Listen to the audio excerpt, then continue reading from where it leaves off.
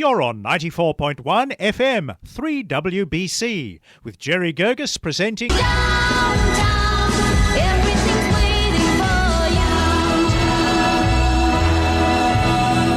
Downtown. And now here's Jerry Guirguis, 94.1 FM, 3WBC, the voice of the Inner East. Hang around and let your problems surround you. There are movie shows downtown. Maybe you know some little places to go to where they never close.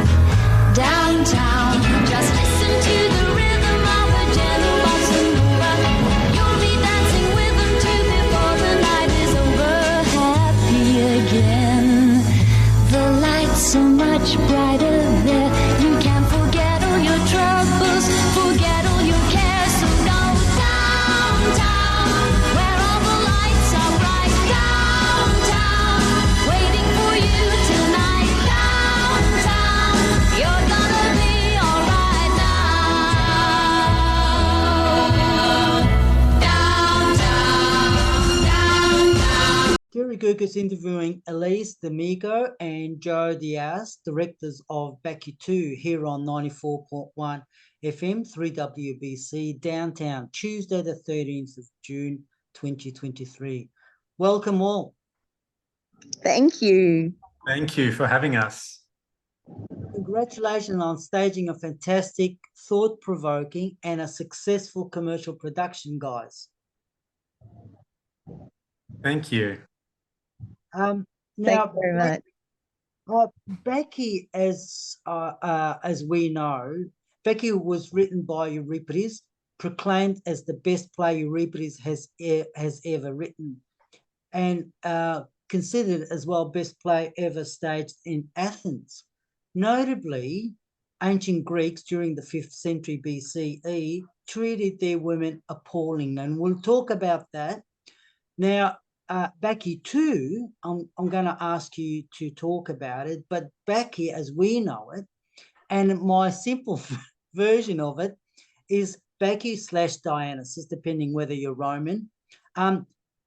Bacchae's mother, Semele, I hope that I pronounced that well. Semele was ridiculed by her two sisters, and one of them was Agave. And Agave had a son called King Pentheus. So, Bacchae's mother was ridiculed by her sister Agave, and because of that, the new young god, which is Bacchae, took revenge on his aunt Agave and got her to kill her own son. Basically, very rough sketch of Agave, and I'm sure you're going to elaborate on that.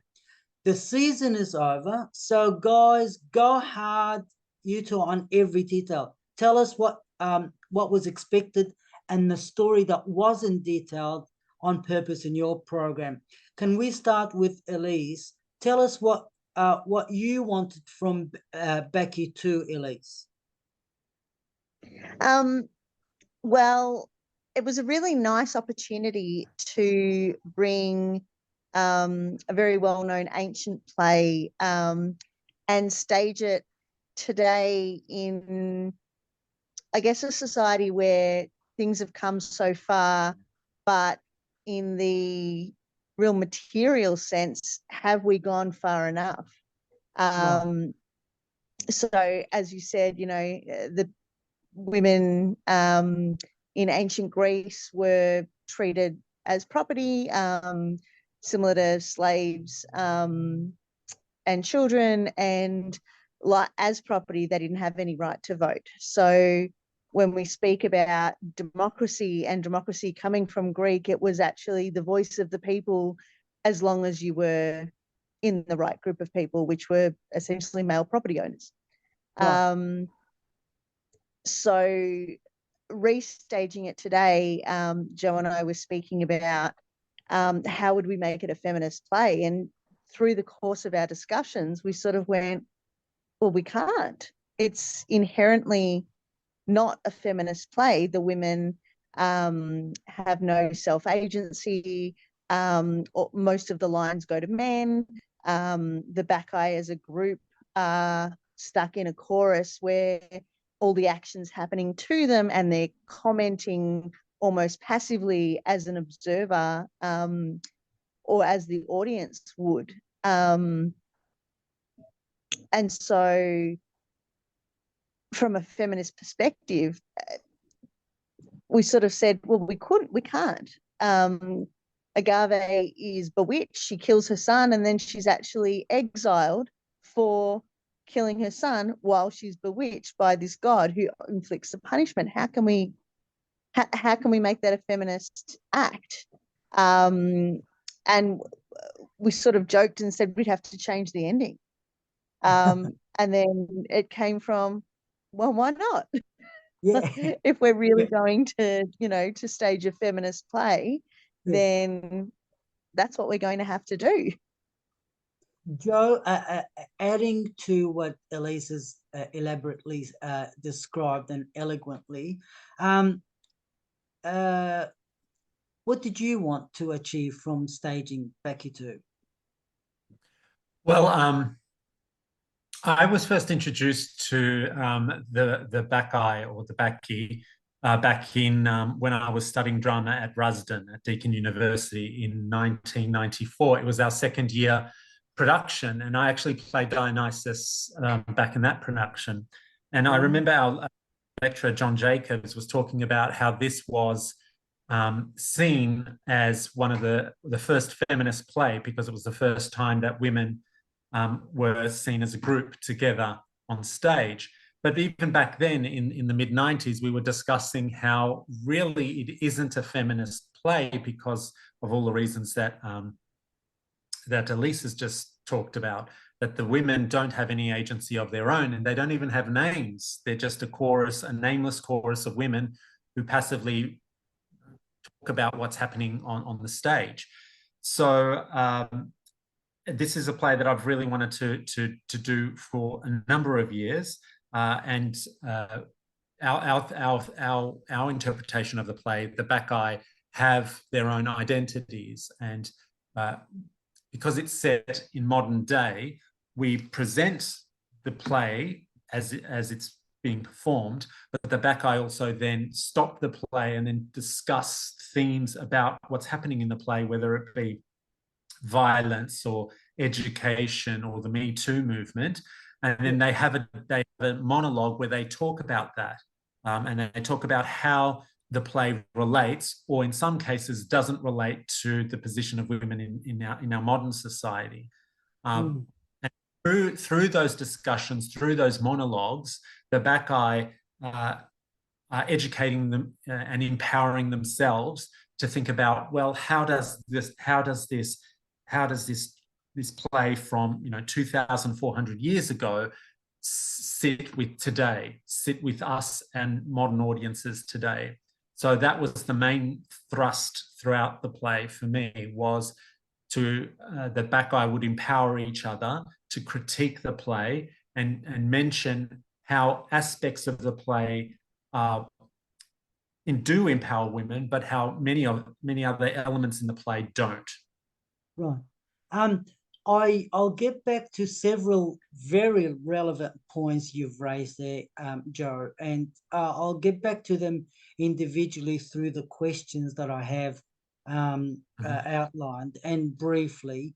But I was, like I said from the beginning, it was a fantastic production. I think I sat there and I looked around and how the audience were really engaged to something that usually is a classical line, but they were engaged with the movement. They were engaged with really what they're trying to achieve on stage, which was remarkable.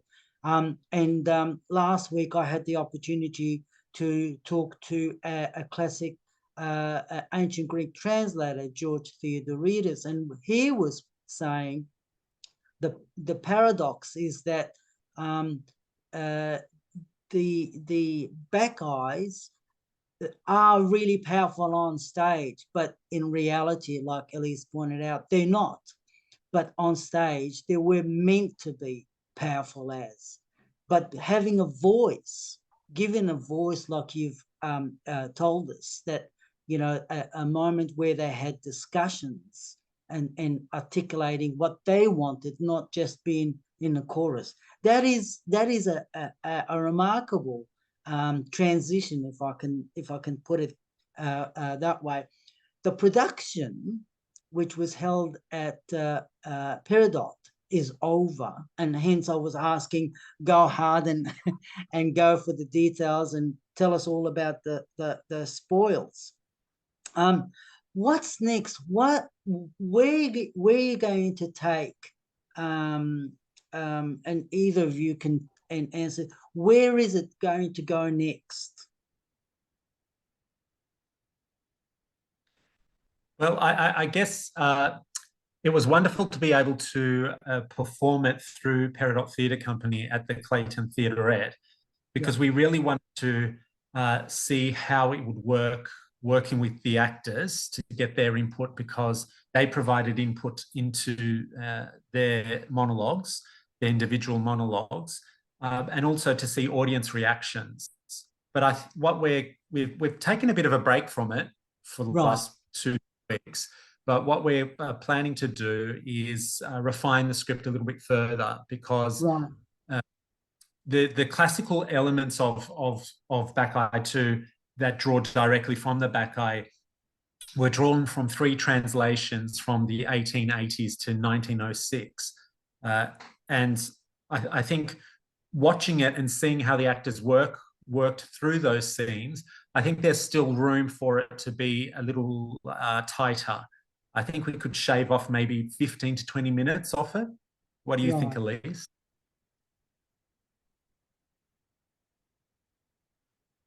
Yeah, I think we're definitely excited to hone it, the classical script, but also some of the monologues as well, to sort of really streamline it, as Joe said, like we being, you know, a merger of an original work and, you know, a mixture of translations. Yeah, it was quite experimental, and things that, you know, were honed through rehearsals can certainly be further honed now that we've actually seen it performed and seen it end to end, and yeah, heard the feedback and the technical elements and everything like that. Because as you were aware, it was very technically challenging, which was one of the things I think we were really proud of. Joe put a lot of work and had some beautiful ideas with having an on-stage Bacchae and then virtual Bacchae projected, sort of representing, I guess, the enormity of the problem, and that, you know, every woman is a Bacchae, basically.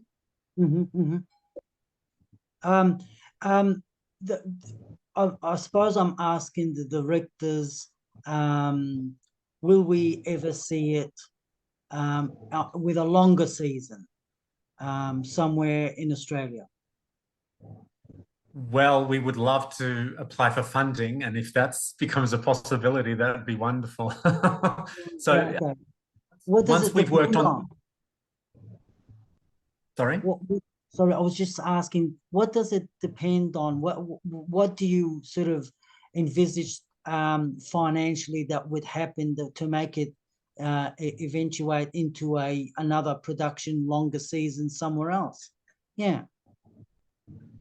I guess if we had the funding to be able to make it an independent production rather than a community theatre production, we'd to work with many of the same actors who were involved in the development of the story, because they had a part in developing those characters, and some of them had more of a role in developing their own monologues, which were their individual character descriptions and histories. So I guess it would depend on that, getting some funding. Right. Hopefully applying for some grants. Now that we've got this feedback, we've got audience feedback, we've got some reviews, we've got some images and a bit of footage. Yeah. the next funding rounds that come around. Elise and I will be working on that.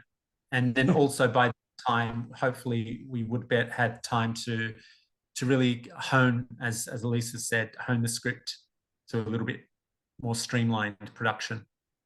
I have to, if I can move on to another simpler question, whose idea was it to project a message that Bacchaetoo is about having a much, much better future without men running it? I think the question's quite interesting because we never really, in our discussions between Elise and I, we never really discussed the issue about whether or not men would be part of like a future, or having a future without men. Our discussions were always about how do we empower, how are the women empowering themselves in this play? How the Bacchae empowering their sister Bacchae, so that it's a more equal society. And that was not only on the live performances on stage, but also elements that we drew from the projected performances, which were the pre-filmed scenes. Elise?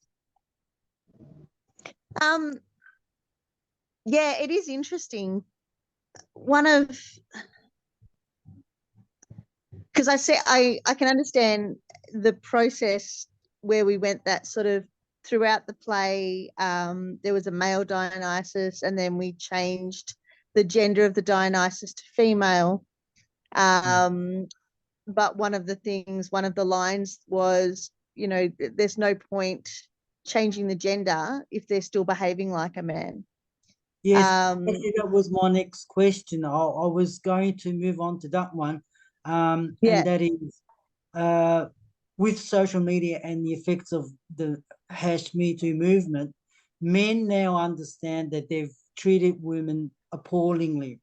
The question to you both is that, are men ready to be treated by women who now act like the men of the past? So I don't know if that's my male opinion being in the audience, or is that something that others experienced? But I really felt, you started saying, and I'm sorry to have interrupted you, but I was saying this is going back, pairing off what you're saying in that you changed the male to a female, and then, but there was also the elements of the female acting of the men of the past. So their behavior, the prosecutor becomes the prosecutee becomes the prosecutor kind of thing. And they eventually took, and that was discussed, and I grant you for that. So I guess for me personally, I was actually having a conversation with my sister the other day about I guess affirmative action for women, and we were discussing what that looked like. And one of the lines in the play that we really consciously put in was, when will women be judged for their skills and their contributions, and not because there are women and put either forward artificially, to make up the numbers as a woman, or to be viewed as less than because of woman? Because I feel like either way that's a problem. I think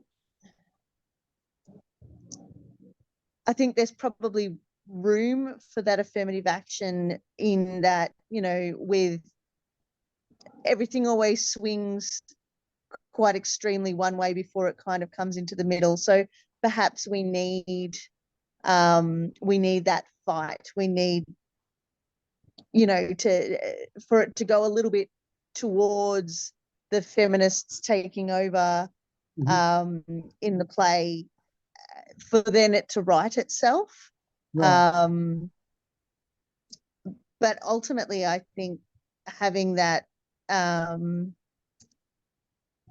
think ultimately having an us and them mentality kind of breeds contempt.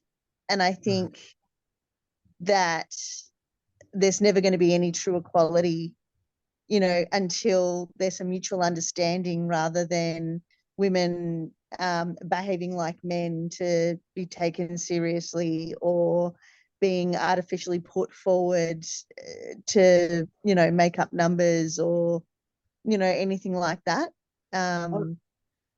Sorry, Joe. Just on that, Elise, so I wasn't wrong in my initial diagnosis in that I felt as a male, I felt that in what you just said, that we needed these strong female characteristics with a strong directive to swing the pendulum so hard to one extreme so that we men feel it. So they act as men before it balances back again and we have an equilibrium. Joe, am I wrong?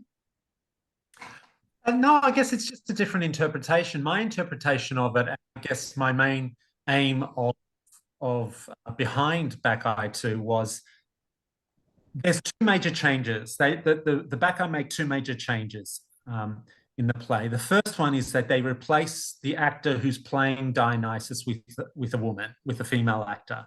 So then she comes out halfway through the play, and it's a very purposeful decision because there's the monologue about leadership and they talk about female leaders and how they're judged differently, political leaders and how they're judged differently from male leaders. So there's that monologue, and then they change the actor playing Dionysus to a female actor. But then they get to the end and there's the reveal that Agave is going to be banished. And then all the Bacchae decide, no, we don't like this ending. And so they have a discussion about, well, why we've made a change. We've changed it so that Dionysus is now a woman, but that hasn't changed the situation. So it needs a more radical change. So rather than being just a superficial change of putting a woman in a man's position, which they do for the second half of the play, then they get to the end of the play and it still results in the same result, which is Agave has been banished for doing what Dionysus, the male god, has basically brainwashed her to do. Mm-hmm. So that's when they make the big change at the end of the play, and they say they reject the traditional end of the play and they come up with a new one. And the new one is drawn from all their experiences of sharing their discussions, sharing their experiences that they've discussed during their monologues throughout the rest of the earlier part of the play. And then at the end, they have that discussion about, well, if we're going to make real change, we need leaders to not only, female leaders, not only to be, put in the place of male leadership, but we need to radically change the system. And part of that, and this is why I kind of disagree with that, the thought that, oh, well, we don't want men in the future, because part of their discussion at the end, and it's Maya, the youngest character, who's a 13-year-old girl, who says, and men too. And then there's also that line at the end, well, if you want to be part of this, we need men to be on board with this as well.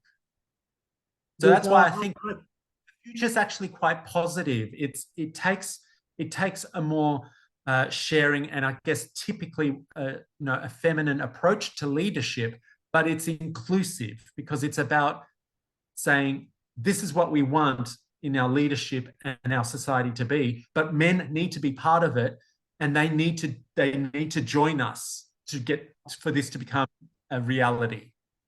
Congratulations to Sienna for coming. I had that as was the question that I was putting forward was Sienna DeMarco playing Maya, asking, or, I mean, the question was Sienna asking or wishing for men to be included in her society growing up.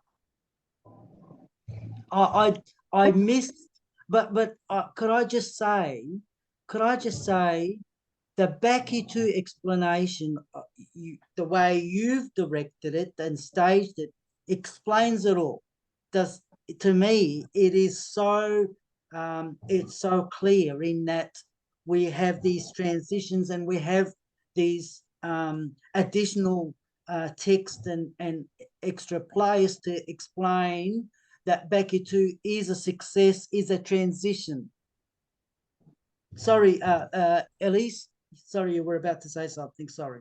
Oh, no, I was going to say exactly. I think it is a transition. And I think part of Maya's monologue was sort of this generation that hasn't quite emerged yet. So we've got sort of the 84-year-old at the other end who's speaking about her experiences with domestic violence and saying, you know, she couldn't leave because there was nowhere to go. There was no supports then. And then now there are supports, but the figures aren't changing. And then we had this other extreme for this 13-year-old who's like, I don't understand. Why am I being judged differently because I'm a girl? Because she hasn't grown up with this society and these experiences. So as a babe in the world going, this is why are we arguing about this? Why is my brother not getting the same questions that I'm getting? So it was almost like an expectation that, of course, men will be involved. When are the adults going to catch up? Because we're not going to be able to do anything until we're all together. It's equality, and all of society is benefited through equality. And one of her lines that she quoted was Malala. How can we all succeed when half of us are held back? That was basically, her central thread throughout her monologue. Again, I did begin by congratulating you both. Sincerely, thank you so ever so much. I did, I have to, okay, I'm running out of time. I'm going to go very quickly. I have to say thanks, and I've got to go because I've been given a warning.